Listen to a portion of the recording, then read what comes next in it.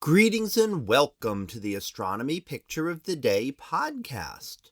Today's picture is titled Liftoff, Returning to the Moon. So what do we see here? Well, here we see the launch returning the astronauts to the moon for the first time since 1972. Now, this will not be a lunar landing. This will be a trip around the moon and is going to be a test. This is the Artemis II system and testing the Orion spacecraft and its journey to the moon. Now, what this is going to do is do a lot of testing on the equipment, from the life support, the navigation, actually testing it under real conditions out in space. So it is a 10-day trip. It's going to travel to the moon, loop around it, study the moon, look at the far side of the moon, the part we can never see from Earth, and then head back to Earth, and 10 days later, a Pacific Ocean splashdown.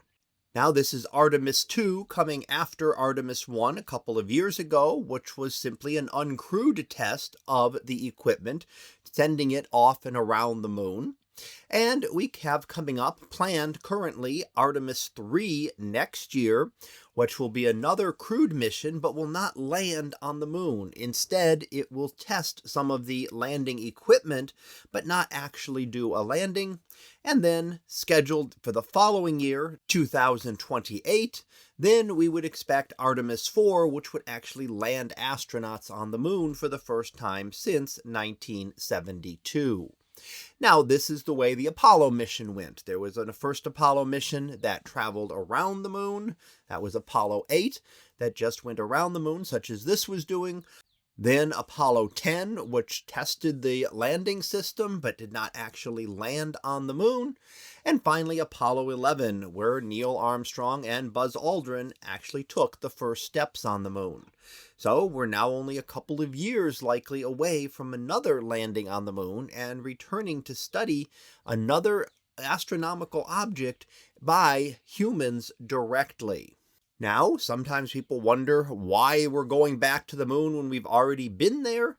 Well, there's still so much to learn about the moon, even with the 6 Apollo missions that landed there and explored tiny portions of the moon and mapping of the entire moon. There is still a lot that we do not know about our nearest neighbor in space.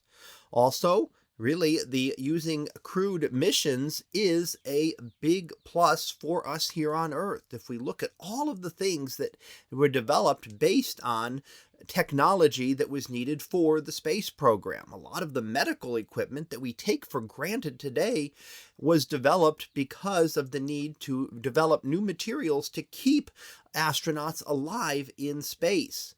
So there are a lot of things that we use today, every day, that were needed for the NASA program. Oh, things like scratch-resistant lenses, anti-icing systems for aircraft, memory foam, and even freeze-drying of food.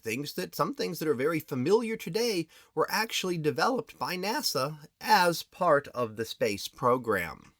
So that was our picture of the day, titled Liftoff, Returning to the Moon. We'll be back again tomorrow for the next picture, previewed to be Warping Space-Time. So we'll see what that is about tomorrow. And until then, have a great day, everyone, and I will see you in class.